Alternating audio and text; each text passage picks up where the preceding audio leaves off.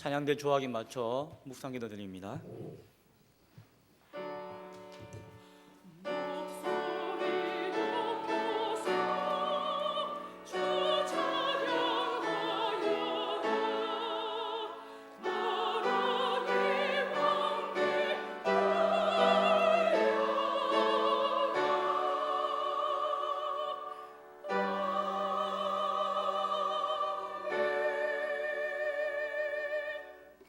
하나님, 이 예배를 주관하여 주옵시고 홀로 영광 받아 주옵소서. 그 크신 은혜의 자리 가운데 동참함으로 그 크신 감격과 기쁨을 누릴 수 있는 우리를 되어지도록 주님 역사하여 주옵소서. 함께 하심을 믿습니다. 예수님 이름으로 기도드리옵나이다. 아멘. 다 함께 찬송가 208장 찬송드리겠습니다. 옛 찬송 246장입니다.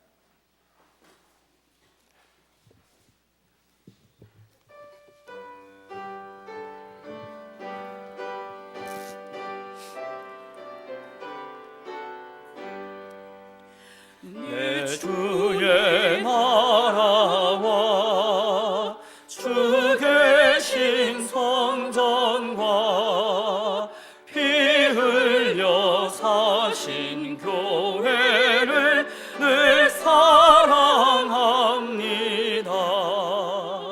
내 주의 교회는 천성과 같아서 눈동자 같이 아끼사 늘 보호하시네. 이 교회 위하여 눈물과 기도로 내 생명 다하기까지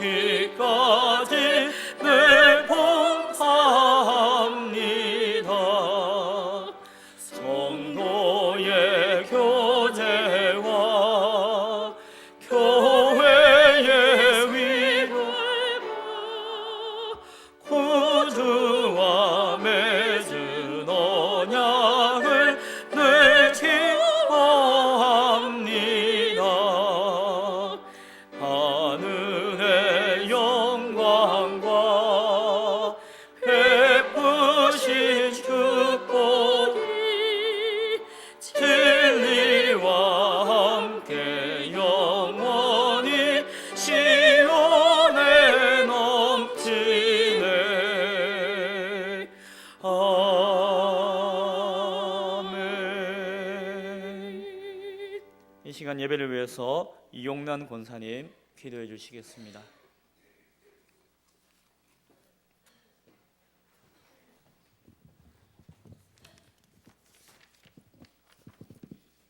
기도하겠습니다.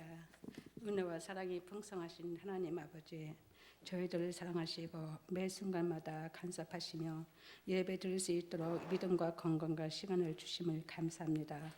말씀 뜻대로 산다고 했지만 욕심에 이끌리고 생각과 입술로 죄를 지었음을 고백합니다. 모든 죄와 허물을 용서해 주시옵소서. 주님의 보혈의 피로 씻겨 주시어서 정결케 하시고 주님 보시기에 합당한 삶을 살게 하옵소서. 이한 시간도 마음 열어서 예배 드릴 때에 성령님이 임재하시고 도와주셔서 친히 깨닫게 하시고 위로와 평강이 마음속 깊이 체험하여 감사와 기쁨이 충만하도록 인도하옵소서. 하나님 아버지, 지금 행복한 만남 전도 축제를 놓고 진행 중에 있습니다. 교구마다 일어나 한 영혼이라도 구원시키기 위하여 기도하며 전도하는 중에 있사오니 무엇보다도 참믿음 첫사랑을 회복시켜 주셔서 믿지 않는 영혼을 바라볼 때 불쌍히 여기고 사랑하는 마음으로 가까이 가게 하셔서 예비된 영혼을 만나게 하옵소서. 그리고 작년 1,300명, 주일학교 620명 전도 목표를 달성할 수 있도록 도와주시옵소서. 하나님 아버지, 성전 건축 위에 기도와 작정 헌금으로 준비하며 계속적으로 진행하고 있습니다. 아버지께서 도와주셔서 계획한 모든 것이 순조롭게 이루어지며 소리 없이 기도와 헌신과 겸손으로 아름다운 성전을 지어서 하나님께 영광을 돌리며 만민이 기도하고 귀하게 쓰임받는 제자리 되게 하옵소서. 사랑이 많으신 하나님, 담임 목사님 날마다 영육을 강건케 붙잡아 주시고 성령으로 충만케 하시며 말씀의 강자가 되시고 가정도 평안으로 인도하시고 이 몸된 재단 이끄시기에 부족함이 없도록 능력을 덧입혀 주시옵소서. 사랑이 많으신 아버지, 부목사님, 전도사님 붙잡아 주시어서 동일한 은혜를 주시고 맡겨진 사역을 충실히 감당할 수 있도록 성령님이 도와주시고 모든 필요에 따라 풍성케 채워 주시옵소서. 이 시간 말씀 전하시는 김성훈 목사님 붙잡아 주시옵소서. 준비된 말씀 가지고 선포할 때 심령의 골수를 쪼개는 능력의 말씀 듣게 하시고 우리에게는 자신을 돌아보는 시간이 되게 하옵소서. 늘 기쁨 성가들을 세워주시고 붙잡아 주셔서 준비케 하며 찬양으로 아버지 앞에 영광 돌리게 하심을 감사합니다. 그 은혜와 감격이 넘치게 하여 주시옵소서.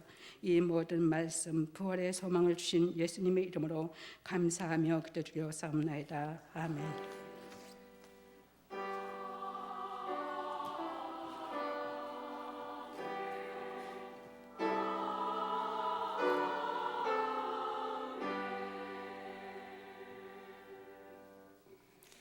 하나님 말씀은 고린도전서 3장입니다. 고린도전서 3장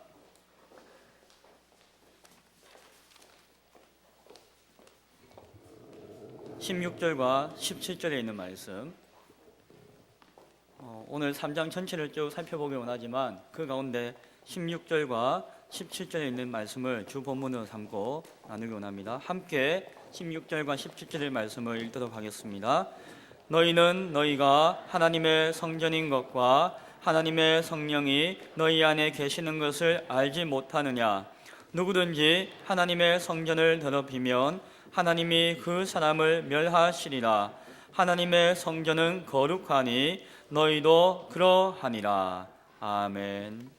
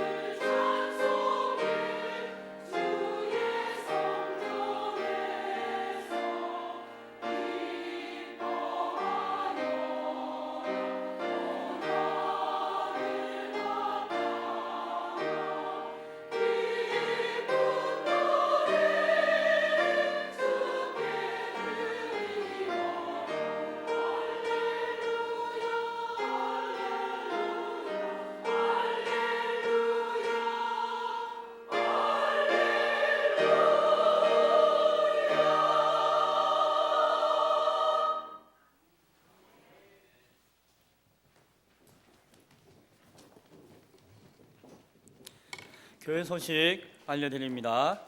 상반기 학습 세례식이 오는 주일 오후 예배 시간에 있습니다. 학습 세례, 입교, 유아 세례 희망 및 대상자들은 신청해 주시기 바랍니다. 교육이 한 차례 끝났지만 오늘 저녁에 또다시 교육이 있으니까 오늘이라도 참석하시면 될 것입니다. 문답은 이번 주 토요일 오후 6시에 있습니다. 행복한 만남 2주차 기간으로 지내고 있습니다. 봄꽃을 선물하여 행복한 만남의 시간을 가집시다. 오늘 오후 예배 후에 6차 전도가 있습니다. 4월 24일은 부활주일입니다. 부활절 연합 예배에 온 교우들이 함께 참석할 수 있도록 마음으로 준비해 주시면 감사하겠습니다. 이번 주 토요일 날 오전 9시 30분에 소예배실에서 모여서 봄맞이 교회 대청소가 진행되어집니다. 특히 각 전도회 회장님들은 그 자세한 구역과 안내지가 본당 입구에 나가시면 준비되어 있으니까는 확인하시고 차질 없이 봄맞이를 잘할 수 있도록 준비해 주시고 함께 참여해 주시면 감사하겠습니다. 선교지 함께 방문하실 분 내용을 보시고 신청해 주십시오. 제7남전도회 부부동반 수련회가 이번 주 토요일 날 있습니다. 결혼 소식은 김명순 집사님의 장남 박재현 군의 결혼식이 4월 16일 토요일 오후 1시 동수원 사거리에 있는 마이 웨딩 뷔페에서 있습니다. 교회에서 11시 30분에 출발하게 되어집니다. 박선옥 집사님의 삼녀 이은선 양의 결혼식이 토요일 오후 3시 라프로메사 웨딩홀 그랜드룸에서 있습니다. 많이들 참석하시고 축하해 주시면 감사하겠습니다. 잠시 기도하겠습니다. 하나님, 오늘도 고린도전서 3장의 말씀을 붙들고 주님 앞에 나아갑니다. 말씀을 통하여서 하나님의 선한 뜻을 알게 하시고 또한 우리의 부족함을 돌아보게 하시고, 하지만 그러함에도 하나님을 향한 진실한 모습 가운데 나아가고자 하는 우리의 심령 가운데 크신 은혜와 격려로서 더딥혀 주옵소서. 예배하는 모든 자들 가운데 그 크신 주의 사랑과 은혜가 가득가득 할 수 있도록 주님 축복하여 주옵소서. 감사합니다. 예수님 이름으로 기도드리옵나이다. 아멘.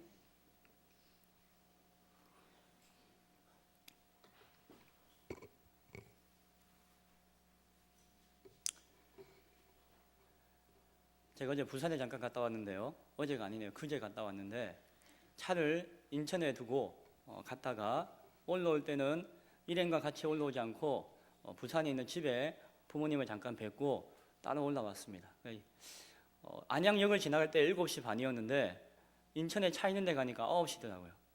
차를 괜히 가져가가지고 인천까지 차를 가지고 오는 가운데 큰일이 날 뻔했습니다. 제가 이제 교차로에 멈추고 있다가 슬 갔는데 오토바이 한 대가 갑자기 제 차에 꽝 하고 박는 거예요. 젊은 아이가 이제 피자 배달인지 몰라도 그냥 잘 못했는지 지나가다가 제 차를 그냥 쿵 박고 지나간 거예요. 애가 넘어져서 제가 너무 놀래가지고 그 순간 제가 무슨 생각이 드는 거니, 내일 설교인데 행여나 무슨 일이 있어가지고 그 생각이 팍 들고 이런 이야기 드리는 거 아니, 이 설교한다는 그 자체도 너무 감사한 것이다. 이 1시간을 주어진 것도, 이 만남도 하나님의 가운데서 허락하셔야지 주는 것이다. 그런 생각을 했기에 이 말씀을 드립니다. 아이가 별 이상이 없고 오토바이 타고 다시 제 길로 가겠다고 하고 제가 병원 가보자고 하니까 괜찮다고 해가지고 연락처를 주고 이렇게 오긴 왔습니다.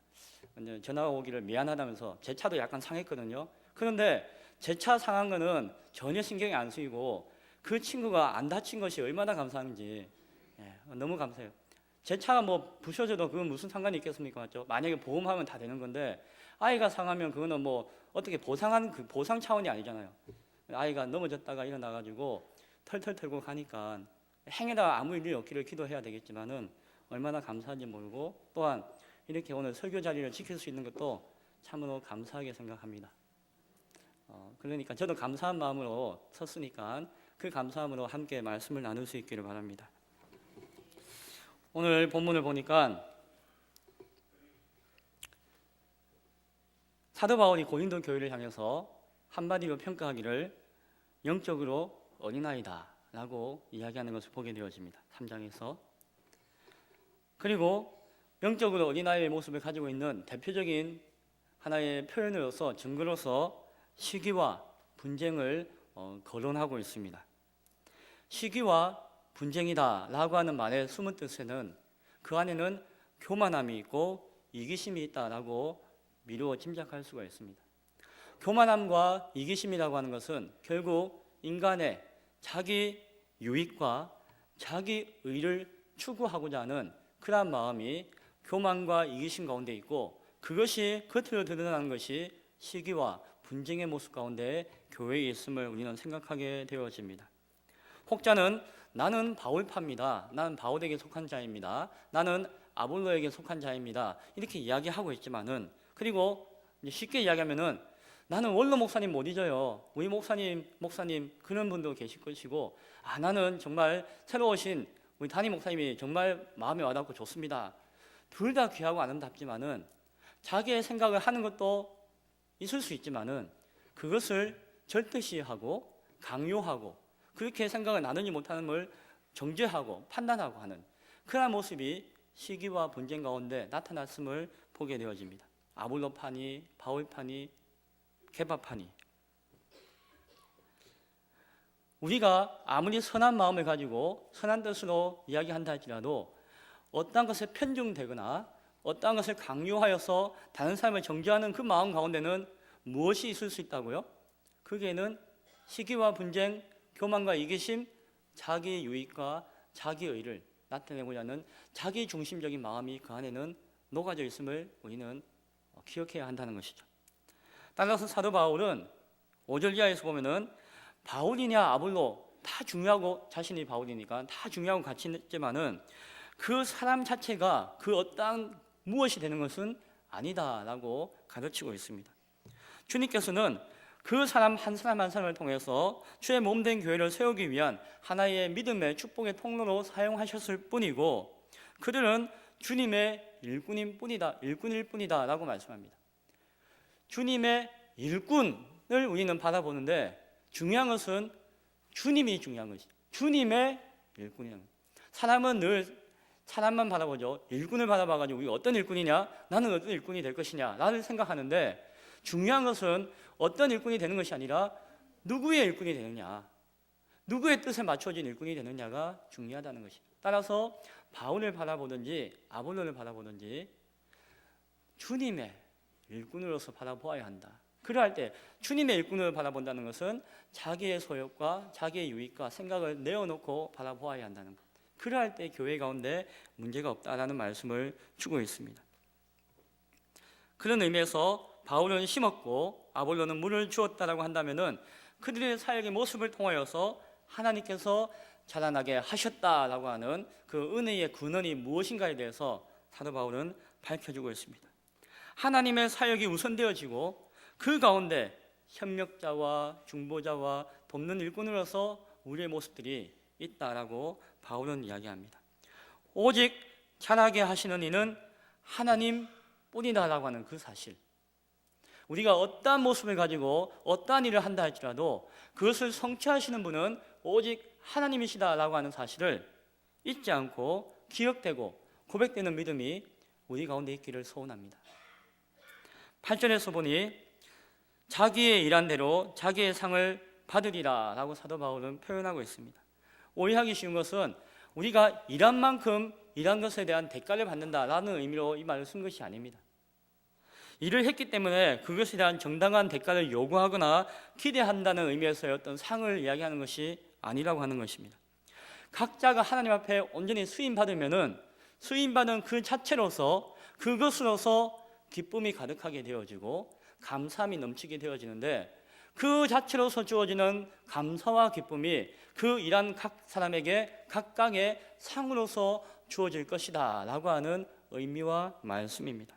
그리고 그것이 그들 각각의 인생의 목적으로 다가가야 한다라고 하는 것이, 무엇인가 유익을 얻기 위해서가 아니라 그 섬김 그 자체가 자신에게 유익이 되었다라고 하는 고백이 바울에게도 아볼로에게도 있다라고 하는 것이죠. 따라서 바울을 추종하고 아볼로를 추종하는 자들의 그 이기적인 숨겨진 마음은 무엇인가 일을 해서 그 일에 대한 대상과 보상을 받는 것이 당연하고 하는 생각들을 버리기를 사도 바울은 계속해서 권면하고 있는 것입니다.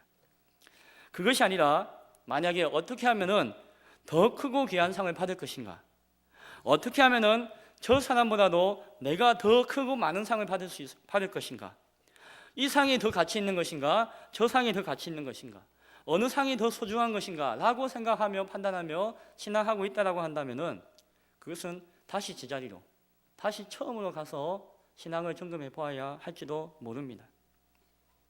어쩌면 인간에게는 경쟁의 논리, 시장 경제의 논리, 소유와 욕심에 대한 논리가 세상의 지혜 가운데, 인간의 지혜 가운데 가득하며 우리 교회에도 그 모습들이 없다라고는 할 수 없는 것을 우리는 보게 되어집니다. 어쩌면은 그러한 세상의 지혜가 들어와 있고 그것을 주관하는 세상의 영이 사로잡힌 자들이 육신에 속한 자로서 교회 안에 머물고 있는 자들이 모습 가운데 있지 않은지를 우리는 생각해 보아야 한다는 것입니다. 자신이 이미 받은 상에 대해서 만족하지 못하고 자신에게 주어진 그 기쁨과 충만함을 느끼지 못하고 감사함이 없다라고 한다면은, 그리고 또 다른 그 무엇인가를, 또 다른 깊고 넓고 큰 그 무엇인가를 추구하는 가운데, 그 가운데 우리의 욕심과 이기심과 탐심이 스며들 수 있다는 사실을 우리는 늘 경계해야 한다는 것입니다.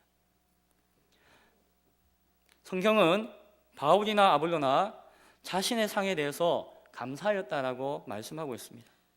하나님의 사역자로서 쓰임받는 모든 성도들은 다음과 같은 사실을 기억해야 된다고 사도 바울은 이야기합니다. 그것은 우리는 하나님의 동역자들이요 너희는 하나님의 밭이요 하나님의 집이다 라고 하는 사실입니다. 여기서 사도 바울은 바울과 아볼로와 같은 우리는 하나님의 동역자들이요 너희는 하나님의 밭이요 집이라고 이렇게 표현을 하였는데, 나와 너를 구분하기 위해서 표현한 것이 아니라 지금 이야기를 쭉 진행하고 있는 문맥 가운데 우리 같은 사람은 하나님의 일꾼이기 때문에 동역자라고 표현하고, 또 그 협력을 잇는 교회는 하나님의 밭이요 집이라고 표현하고 있지만은, 궁극적으로 말의 전달 과정상 그런 것이지만은 궁극적인 표현은 무엇입니까? 결국 우리는 한 몸 되어진 자로서 온전한 교회이기에 우리는 모두 하나님의 동역자요 우리는 하나님의 밭이요 집이다라고 하는 그 사실을 말하고 있다는 것을 우리는 기억해야 합니다. 하나님의 동역자이며 하나님의 밭이며 하나님의 집이 바로 우리 모두 교회 공동체다라고 하는 것입니다. 따라서 자라나게 하시는 그 하나님의 사역을 돕는 의미에서 우리 모두는 하나님의 동역자입니다. 하나님의 생명이 심겨졌고 물이 뿌려지고 그 가운데서 생명이 자라나게 된다는 의미에서 교회는 하나님의 밭이죠. 그와 동시에 교회는 무엇이라고요? 하나님의 집이다 라고 이야기합니다. 하나님의 일꾼들 가운데 그 일하시는 현장에 하나님이 함께 하신다라고 하는 의미입니다. 동시에 그 일하는 현장에 있는 모든 사람들이 한 가족이다라고 하는 것을 밝혀주는 것입니다. 하나님의 거룩한 백성들이 하나님과 함께하는 하나님 안에서의 가족이다라고 하는 뜻이 하나님의 집이 교회고 교회가 곧 하나님의 집이다라고 하는 말 가운데 포함되어져 있는 의미입니다. 늘사랑교회라고 하는 이곳이 하나님의 성전, 하나님의 거룩한 집이다라고 말할 수 있는 것은 이곳에 하나님의 믿음의 형제 자매들이 함께 모여서 가족을 이루고 공동체를 이루고 한 분 하나님, 거룩한 하나님을 온전히 믿음으로 고백할 수 있기에 이곳은 하나님의 성전이 되어지는 것입니다. 따라서 사도 바울은 오늘 본문에서 16절과 17절에서 강하게 묻고 있습니다. 너희는, 교회되어진 당신들은 너희가 하나님의 성전인 것과 하나님의 성령이 너희 안에 계시는 것을 알지 못하느냐? 곧 너희는 하나님의 성전이며 하나님의 성령이 우리 안에 있다라고 하는 사실을 알아야 한다는 것이죠. 알지 못하느냐? 누구든지 그 하나님의 성전을 더럽히면은, 멸하면은 하나님이 그 사람을 멸하실 것이다. 더럽히실 것이다. 하나님의 성전은 거룩하니 너희도 그러하니라 라고 말씀해 주고 있습니다. 교회가 하나님의 성전이라고 하는 사실을 분명히 알아야 하는 그 사실과 함께 경고의 음성이 주어지고 있죠. 경고의 음성이. 그 거룩한 하나님의 성전을 더럽히는 자가 있다면은 하나님도 그 사람을 더럽게 여길 것이다, 멸하실 것이다 라고 이야기하고 있다는 것입니다. 어쩌면은 하나님의 성전을 더럽혔다라고 하는 그 사실만으로 이미 그 사람은 하나님 앞에 더러운 존재로 인정받는다고 그랬지만은 판단받는 그런 모습이 되어질 것입니다. 하나님의 성전을 더럽힌다라고 하는 것은 무엇입니까? 발에다가 흙을 묻히고 와가지고 이 성전 바닥을 쩌벅쩌벅 걸어다니는 것이 더럽히는 것인가요? 내 몸에 아주 더러운 옷을 입고 누더기 같은 옷을 입고 와가지고 교회 안 가운데 앉아가지고 더 앉아 있는 것이 하나님의 성전을 더럽히는 것인가요? 혹시나 교회 나왔는데 예물을 준비하지 못하고 그냥 와가지고 헌금 시간에 가만 앉아 있으면은 그 예배와 하나님의 성전을 더럽히는 것인가요? 세상에 있는 근심과 걱정을 가득 안고 그 마음 가운데 교회에 앉아 있는 것이 하나님의 성전을 더럽히는 것인가요? 그것은 아닐 것입니다. 오늘 고린도전서 1장 이후에 우리가 쭉 말씀을 보는 가운데서 우리가 생각할 수 있는 것은 하나님의 성전을 더럽힌다라고 하는 것은 세상의 지혜와 세상의 영, 인간의 지혜와 인간의 영을 가지고 하나님의 전에 와서 그것을 가지고 하나님을 예배한다라고 하고 있고 하나님 교회 가운데 구성원으로 되었다라고 하는 그 사실 자체가 하나님의 성전을 더럽히는 것이다 라고 하는 것을 우리는 생각해 보게 되어집니다. 성경에 보면은 하나님의 성전이 너무너무 더러워져 가지고 주님께서 그 꼴을 못 보고 분을 내시면서 그 성전을 직접 청소하시는 장면이 나와 있습니다. 그렇죠? 복음서에 마태복음, 마가복음, 누가복음, 요한복음, 복음서 4권에 동일하게 그 기록이 남아 있습니다. 얼마나 중요하면 그 사실이 4곳에 다 남아 있겠습니까? 마태복음 21장, 마가복음 11장, 누가복음 19장, 요한복음 2장 각각의 그 성전 정화의 사건이 나와 있습니다. 주님께서 하나님의 전에 와 보니 그것이 하나님의 기도하는 집이 아니라 강도의 소굴이 되었구나 라고 이야기하면서 성전에서 매매하는 자들의 그 상을 엎으시고 분을 내시면서 화를 내시는 장면이 바로 그것이었습니다.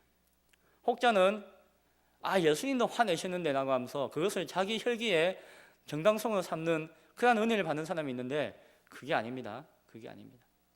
예수님이 분을 내셨다는 게 중요한 것이 아니라 분을 내실 수밖에 없는 그 모습, 얼마나 성전이 더러워졌기에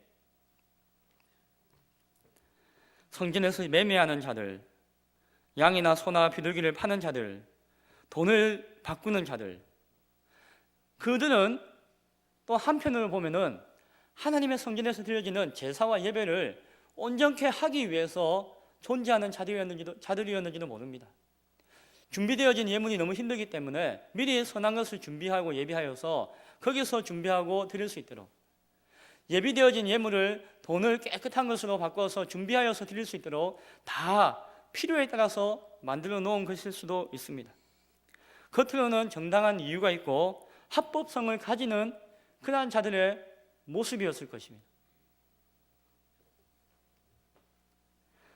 교회 안에서 성도 간에 물건을 사고 팔거나 서로 돈을 빌려주고 이자를 받거나 하는 그런 저차원적인 그런 매매가 아니었고 어쩌면 종교적이면서도 신앙의 유익을 위한 필요성을 가지는 것이었다는 것입니다.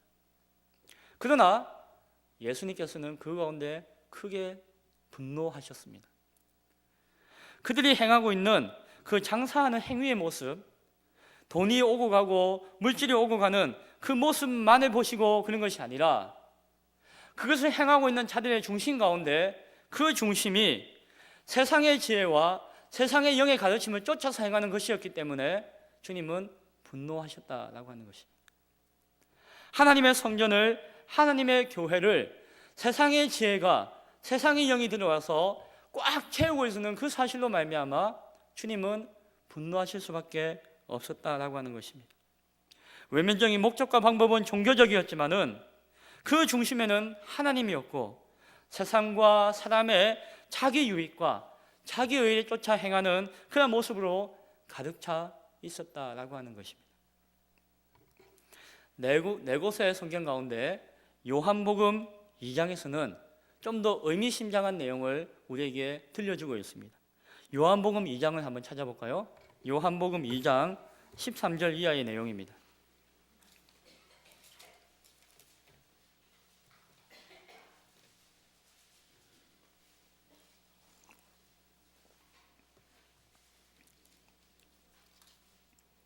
요한복음 2장 13절 이하의 내용이 나와 있는 가운데 우리가 이 내용을 한번 읽어보죠. 14절부터 같이 읽어봅니다. 14절부터 시작. 성전 안에서 소와 양과 비둘기 파는 사람들과 돈을 바꾸는 사람들이 앉아있는 것을 보시고 노끈으로 채찍을 만드사 양이나 소를 다 성전에서 내쫓으시고 돈 바꾸는 사람들의 돈을 쏟으시며 상을 엎으시고 비둘기 파는 사람들에게 이르시되 이것을 여기서 다 가져가라. 내 아버지의 집으로 장사하는 집을 만들지 말라 하시니 17절에 제자들이 성경 말씀에 주의 전을 사모하는 열심히 나를 삼키리라 한 것을 기억하더라. 아멘. 17절에 있는 말씀이 의미심장한 말씀입니다. 그 사건이 있을 때에 요한복음에서 밝힐 때에 제자들이 황당하죠. 그들이 보기에 성전에서 그런 모습을 가지는 것은 예전부터 있었고 한편은 합법적인 것이고 당연한 것일 수도 있는데 주님께서 그렇게 화를 내시면서 엎으시고 하는 것을 볼 때에 당황스럽고 황당하지만 그 모습을 통해서 문득 떠오르는 말씀이 있었는데 그 말씀이 시편 69편 9절에 있는 말씀이었다는 것입니다. 그것이 무엇이라고요? 주의 전을 사모하는 열심히 나를 삼키리라. 다윗의 고백 가운데 주의 전을, 하나님의 전을 사모하는 마음, 그리고 그것을 섬기고자 하는 마음, 그러한 열정과 열심이 잘못되어서 그것이 자신을 삼키는 것이 되어졌습니다. 주의 전을 사모하고 열심을 내는 것은 다 좋고 귀하고 아름다운 것인데 그것이 올무가 되어가지고 자신을 뒤집어 삼키는 그러한 것이 될 수 있다는 그 말씀을 제자들이 깨닫고 그 말씀을 오늘 본문 가운데 기록하여 주고 있는 것을 보게 되어집니다.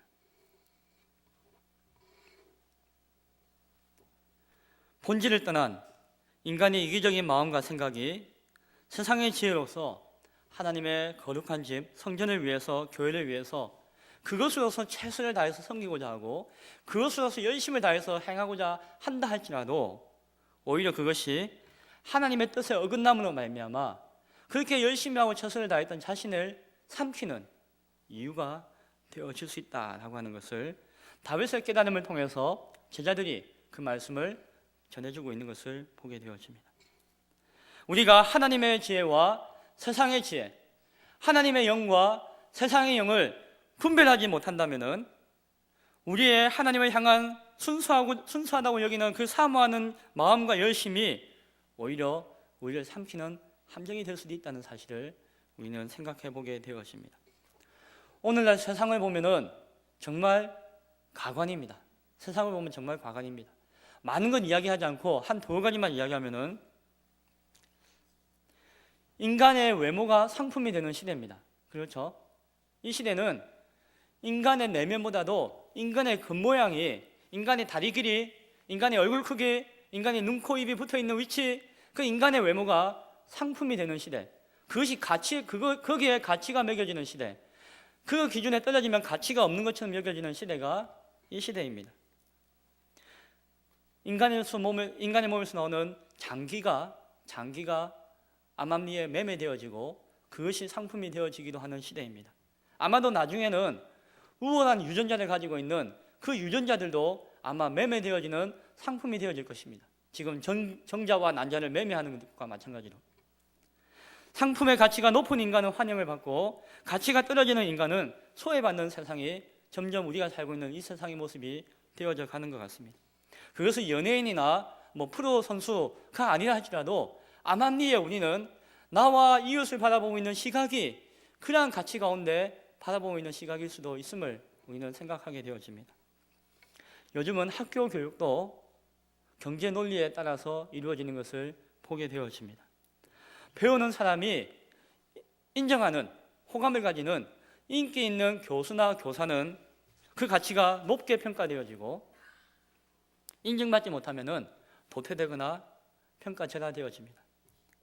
교육에 대한 값이 점점 크게 매겨지면서 돈이 없으면 학생으로서 인정받지 못하게 되어지고 실력이 없어도 돈이 많으면 학생으로서 인정받고 함께 배울 수 있는 기회가 베풀어지는 그러한 모습들도 우리 가운데 있는 것을 보게 되어집니다. 학생은 돈을 주고 교육이라고 하는 상품을 사고, 교사는 돈을 받고 교육이라고 하는 상품을 그 수요자인 학생들에게 판매하는 것과 같은 그러한 교육의 시장이 우리 가운데는 꽉 차 있는 것을 보게 되어집니다. 정통적인 학교도 그러한 시장 논리 가운데 점점 물들어가고 있고, 이제는 학생이 선생님을, 선생님이 학생을 바라보는 시각도 예전과는 다르게 주고받는 거래 관계 가운데서 이루어지고 있는 것도 사실은 보게 되어집니다. 너무 냉철하고 냉정한 시각일지 모르나 사실이 그런 것을 우리는 부인할 수가 없습니다. 배운다는 그 사실로 말미암아 주어진 그 인격적인 관계와 그 순수한 가치는 어쩌면 땅에 다 떨어지고 있는 것이 이 시대인지도 모릅니다. 죽어가는 영혼, 상한 영혼을 불쌍히 여기고 돕고자 하는 마음은 인간의 근원적인 마음이었습니다. 내가 그를 도울 수 있는 기술이 있고 실력이 있고 재료가 있다면 그것을 베풀어 주는 마음이 우리의 마음이었습니다. 요즘 병원은 질병으로 고통당하는 환자를 할지라도 그 사람을 긍휼히 여기는 마음 이전에 그를 치료의 대상으로 보고 혹은 수익의 대상으로 보고 접근하는 것, 인양 느끼는 인상을 받을 때가 한두 번이 아닙니다. 어쩌면은 환자는 정말 불쌍히 여겨야 할 대상인 환자는 병원의 수익을 위한 고객이 되어질 수도 있고, 그 환우들은 병원을 찾아갈 때에 내가 돈을 주지 않으면 아무 혜택도 받을 수 없는, 돈이 있어야 혜택을 받을 수 있는 나의 거래처라고 생각할 수도 있습니다. 점점 더 서비스가 좋아지고 환경이 좋아져서 점점 자신의 그런 의료기술들을 잘 판매하고자 노력하는 것이 병원이 되어지고, 또한 환자는 좀 더 편안하고 안락하고 쾌적한 분위기 가운데 자신이 돈을 내고 그것을 사서 자신이 누릴 수 있도록 원하는 것이 또한 환자의 모습인 것 같기도 합니다. 두 가지 예를 든 것은 교육과 의료, 가르치고 치유하는 것이 바로 교회와 목회자, 교회의 사명 가운데 있다, 거의 유사하다는 것이죠. 교회가 해야 하는 사명 가운데 중요한 것이 가르치고 치유하는 것.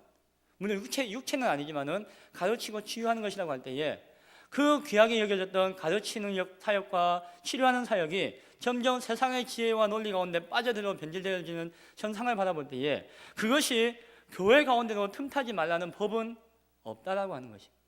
어쩌면 지금도 교회 가운데 그러한 시장 논리와 경제 논리가 우리 가운데 스며들어 오고 있는지 우리는 우리 주변에 있는 교회를 통해서 한 번쯤은 생각해 볼 수도 있을 것입니다. 그러나 교회는 세상이 보기에 상품 가치가 전혀 없는 사람이라 할지라도 그 영혼이 하나님 앞에서는 귀한 존재임을 선포하고 실천하는 것이 교회가 되어야 할 줄로 믿습니다.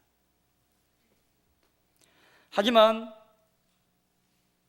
현실은 세상의 가치로 사람의 가치를 생각하고 있는 것이 저와 여러분의 생각은 아닌지, 우리가 물들어 있는 우리의 모습 가운데 있는 것은 아닌지 한 번쯤 생각해 볼 수 있기를 원합니다.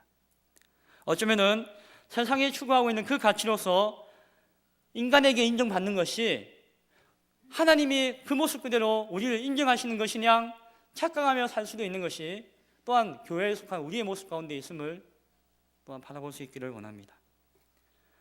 오늘날 적지 않은 교회는 자신도 모르게 하나님과 인간 사이에, 교회와 성도 사이에 서로 주고받는 그 무엇이 거래되어지는 것이냐 생각하며 그것을 바라보고 있는 것이 있음을 부인할 수가 없습니다.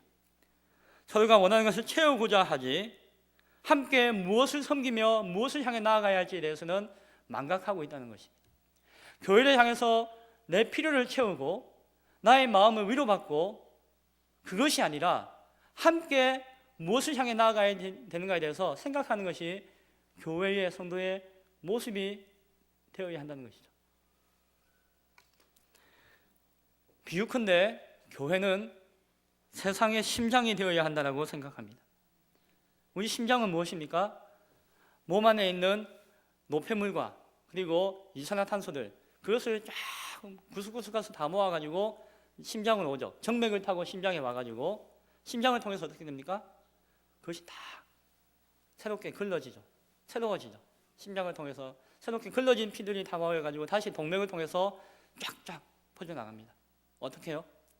깨끗하고 신선한 산소를 머금고 영양소를 머금고 심장을 통해서 퍼져나갑니다.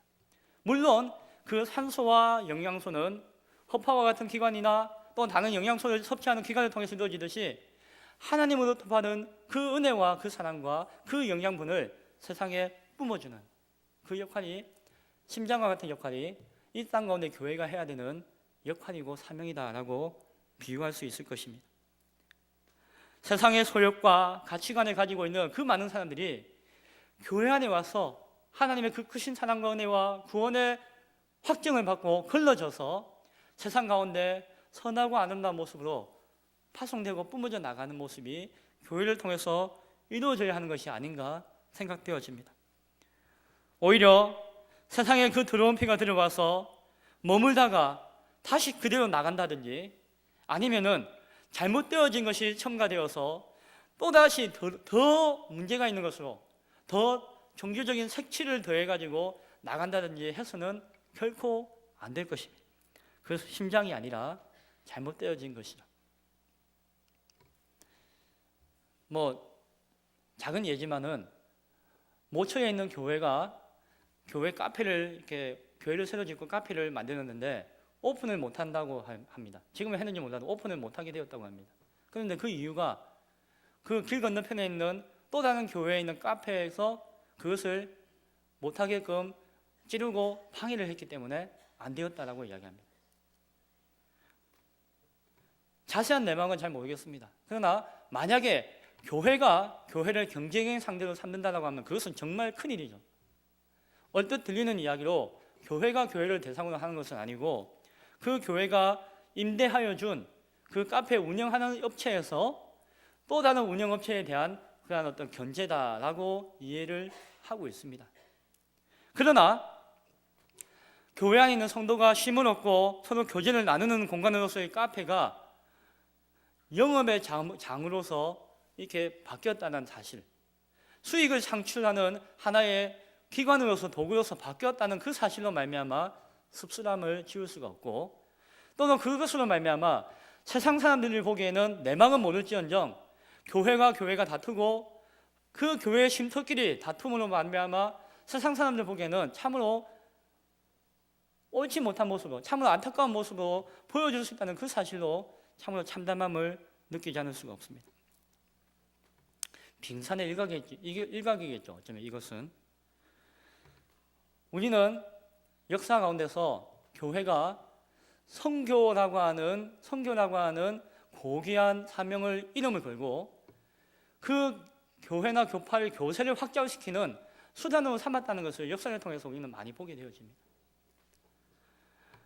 저도 목사의 한 사람이지만 목회자가 그 교회를 막 키워가지고 그 큰 교회로서 무엇인가 큰 일을 하고 무엇인가 일을 하겠다라고 생각하는 경우도 저도 그런 생각을 가진 적이 있는 것을 고백하게 되어집니다.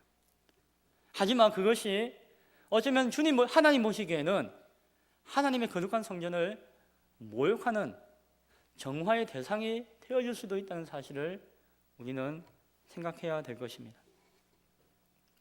또 이것과 다르게 또 하나의 예를 이야기를 하겠습니다. 제가 부산에 공식적인 의미로 예전에 사역했던 부산에 있는 풍성한 교회를 방문하게 되었습니다. 가니까 안내하시는 분들이나 그런 분들, 예전에는 그냥 집사님이고 간사였는데 지금은 이제 전도사님이 되어가지고 섬기고 하는 것을 보고 반갑게 맞이하고 인사를 나눴던 그런 즐거운 시간이 있었습니다. 풍성한 교회는 매년 만 수천 명의 사람들을 모아넣어서 컨퍼런스를 하죠. 그래서 D12 시스템, 드나기 운동 이것을 막 전파하는, 전 세계에도 전파하고 한국 교회에도 많이 전파하는 그런 교회입니다. 그리고 컨퍼런스를 통해서 도전받는 사람들이 수천 명씩 1년에 10차례 이상 교회에서 집회를 하고 세미나를 하는, 그리고 교회 성도들은, 사역자들은 교회 본연의 사역도 중요하지만은 그 행사들을, 그 세미나들을 다 치러 나가는 그런 일들이 복잡하게 진행되어지는 그런 교회 중에 하나입니다. 통해서 많은 것을 얻기도 하고 배우기도 하고 유익이 없는 것은 아닐 것입니다. 그런데 그 교회의 특징 중에 하나는 성도들이 각자의 삶보다는 교회의 사역과 일에 헌신하는 모습을 특징으로 가지고 헌신하는 모습이 가득하다는 특징이 있습니다. 섬기고 봉사하는 섬기고 봉사하는 것이 미덕이 됩니다. 무엇보다도 자신의 삶보다도 자신의 생활보다도 교회 일을 우선시하는 것이 더 미덕이 되어지는 그런 교회이기도 합니다. 그리고 그렇게 할 수 있도록 대내외적인 시스템과 분위기가 다 이렇게 갖추어져 있습니다. 형성되어져 있습니다. 처음 교회 온 사람도 거기서 이렇게 있다 보면 저절로 몇 달 안에 일꾼이 되어지고 그 일을 할 수 있도록 준비가 다 되어집니다. 그런데 문제는 적지 않은 사람들이 몇 년 정도 있다가 그 교회를 떠난다는 것입니다. 다른 곳에서는 도저히 맛볼 수 없는 신비하고 신령한 체험을 하기도 하고 많은 경험을 하기도 하고 또한 신앙인으로서 당연히 할 열정적인 교제와 봉사와 헌신이 가득함에도 불구하고 시간이 흘러 수년이 지나면은 하나 둘 떠나가고 없다는 것입니다. 제가 있을 때도 그런 경우가 많이 있었고 요번에 가서 보니까는 그 대화 나눴던 그분의 표현으로 이야기하면은 대폭 물갈이가 되었다라고 이야기합니다. 그 장로님, 지금은 장로님이죠. 뭐 한 분밖에 없지만은 제가 이런저런 이야기 묻고 하니까는 웃으시면서 목사님 다 아시잖아요 라고 이야기하니까 제가 더 이상 할 이야기는 없었습니다. 좋은 점도 많이 있고 유익한 점도 많이 있지만은 그러한 이면의 모습이 있을 수도 있다. 그리고 있다라는 모습을 바라봅니다.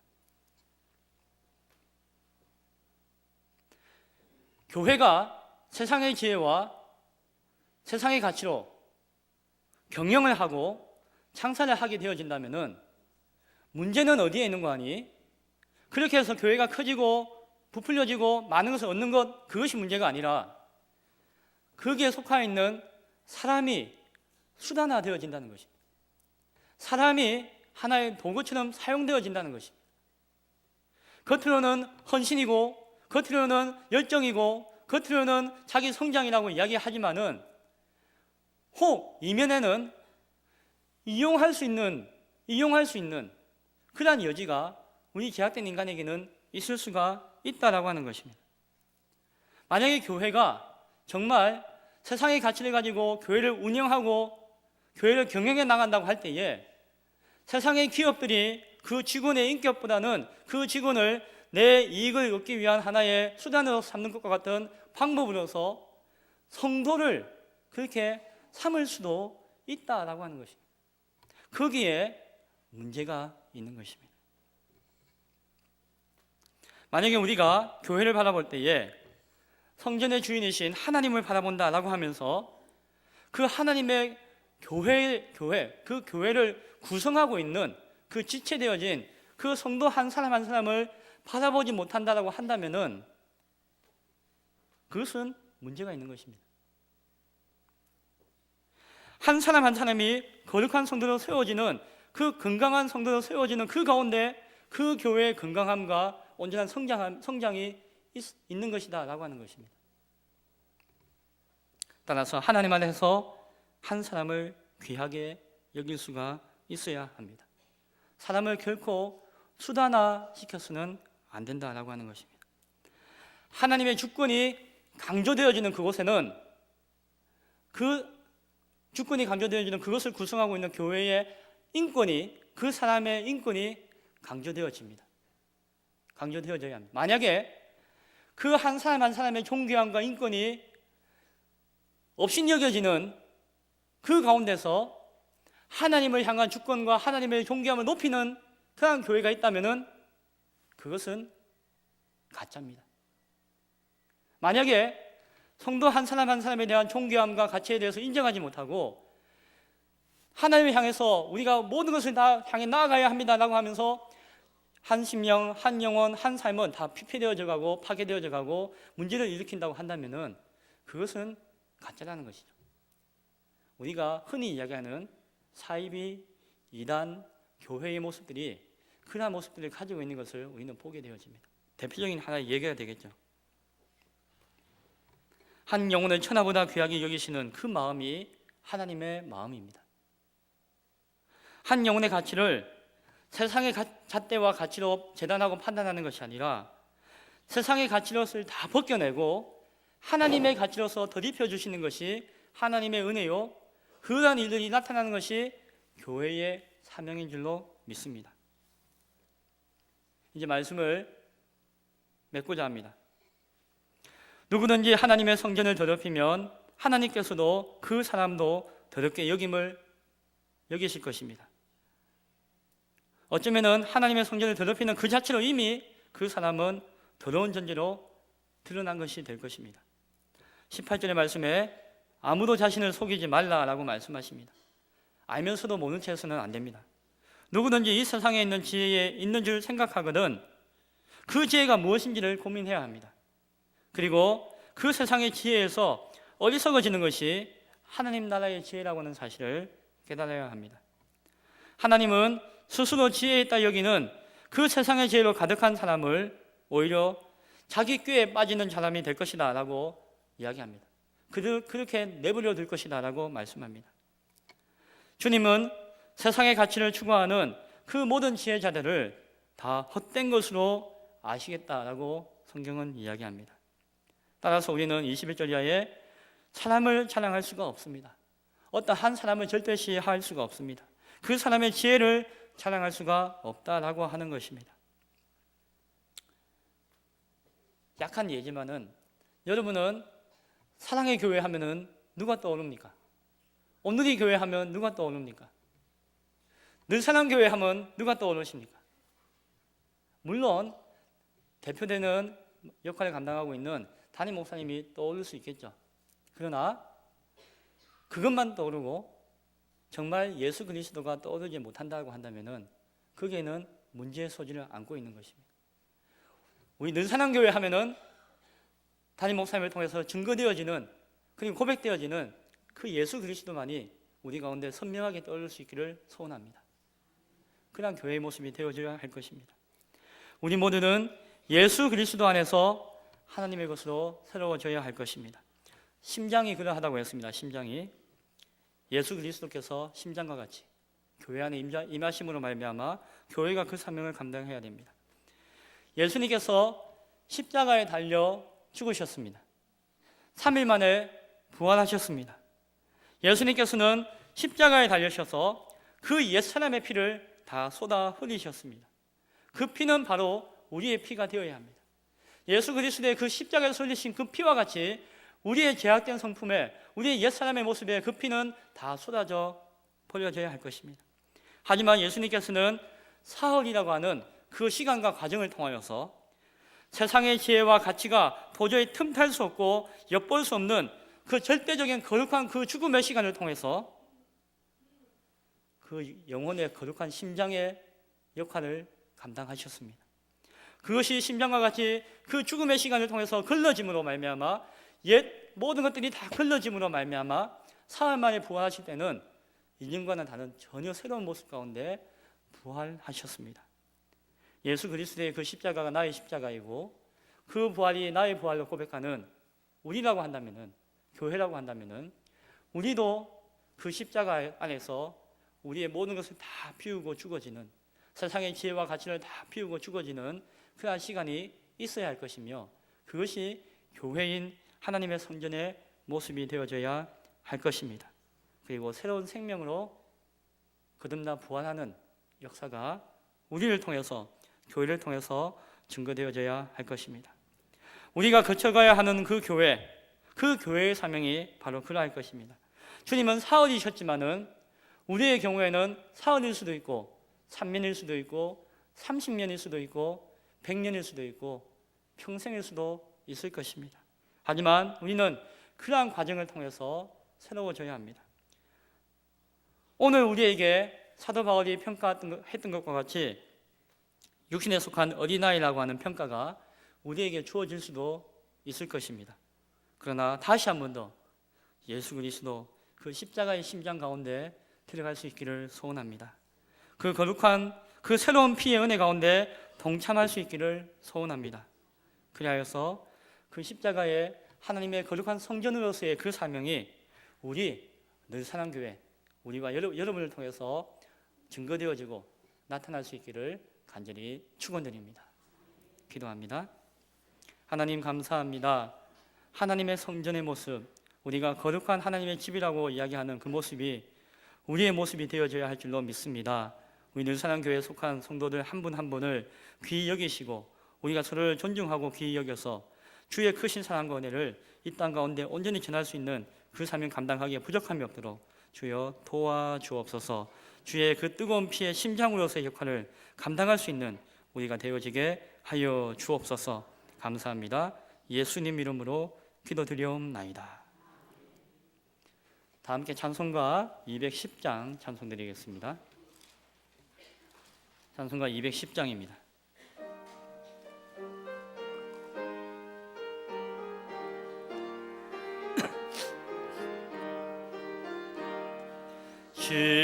시온성과 같은 교회 그의 영광 한없다.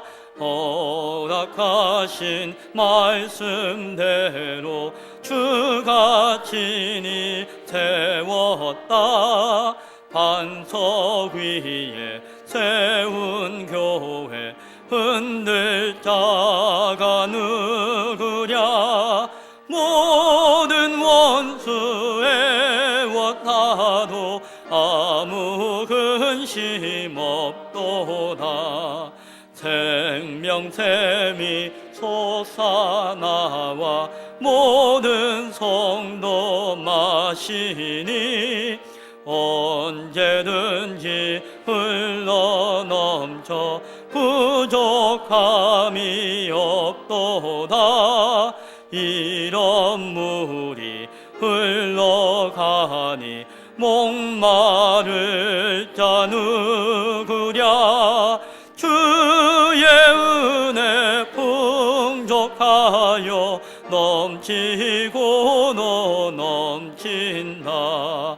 주의 은혜 내가 받아 시온 백성 되는 때 세상 사람 비방해도 주를 찬송하리라.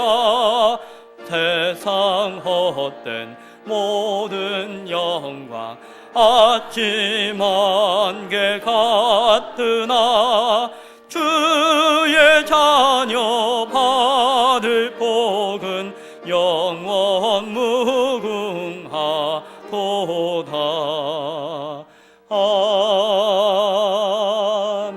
아멘. 주님 가르쳐 주신 기도로 예배를 폐하도록 하겠습니다. 하늘에 계신 우리 아버지여, 이름이 거룩히 여김을 받으시오며 나라가 임하옵시며 뜻이 하늘에서 이루어진 것 같이 땅에서도 이루어지이다. 오늘날 우리에게 일용할 양식을 주옵시고 우리가 우리에게 죄 지은 자를 사하여 준 것 같이 우리 죄를 사하여 주옵시고 우리를 시험에 들게 하지 마옵시고 다만 악에서 구하옵소서. 대개 나라와 권세와 영광이 아버지께 영원히 있사옵나이다. 아멘.